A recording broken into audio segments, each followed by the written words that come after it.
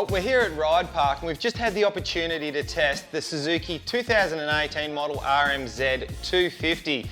If you're wondering why we're inside and not outside like usual, it's because it is extremely windy. I think we just saw a tractor fly by through the air. But Belly had a lot of fun out there today. I think he was peeling out more scrubs than Austin Faulkner, and none of them were intentional. How'd you find yourself out there and the bike today, Belly? Look, mate, it was fantastic. As we know, the bike hasn't changed a great deal, put a lot more colour into it. But, you know, any day on a bike is a good day.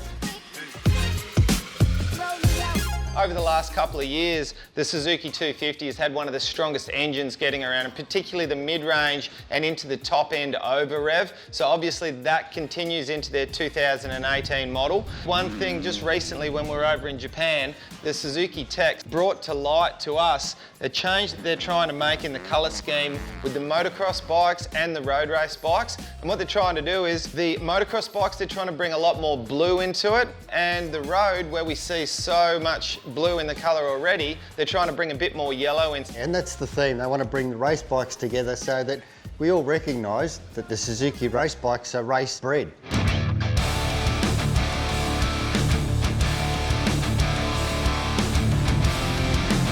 Obviously the 450's had a huge change for 2018. No more air forks. They've brought out essentially what's an A-kit fork. It won't be too long until we see all these changes brought into the 250. So Suzuki fans out there, stay patient. It's not going to be too long. But for the meantime, absolutely nothing wrong with this machine. It's going to be super competitive. It handles well. Suzuki's are exceptionally agile. They turn on a dime, they'll stick an inside rut, you can rail a berm, do whatever you want with these things. And this baby right here has all of those characteristics. The engine, for someone of my ability and for the average bloke out there, is amazing. It's just got a lot of torque and very easy to ride. That's what I found about this bike.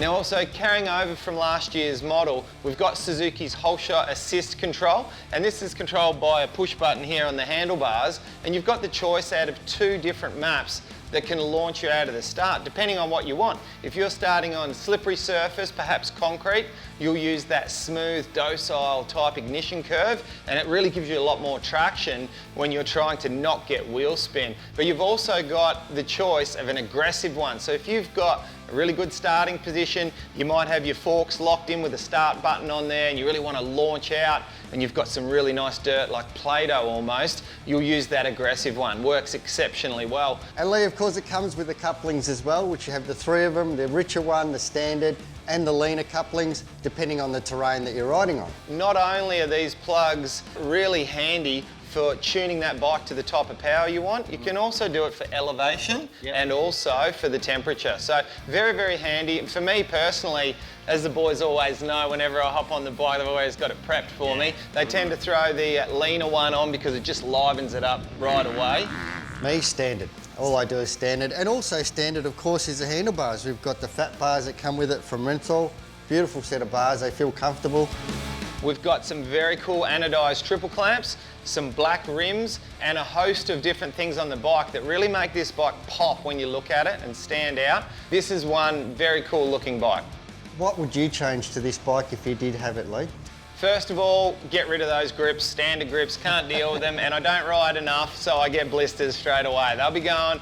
Other than that, you don't really need to do too much. The air forks, I'll probably be getting a little bit of a valving job done on them, and you go buy yourself a fork pump so you can get your air pressures right.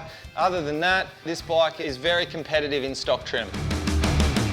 Well, there you go, Belly. We had an absolute ball today on the new Suzuki 2018 model RMZ 250 in some adverse conditions, let me tell you, but nonetheless, we enjoyed our time on the yellow machine. For all your insurance needs, visit swaninsurance.com.au.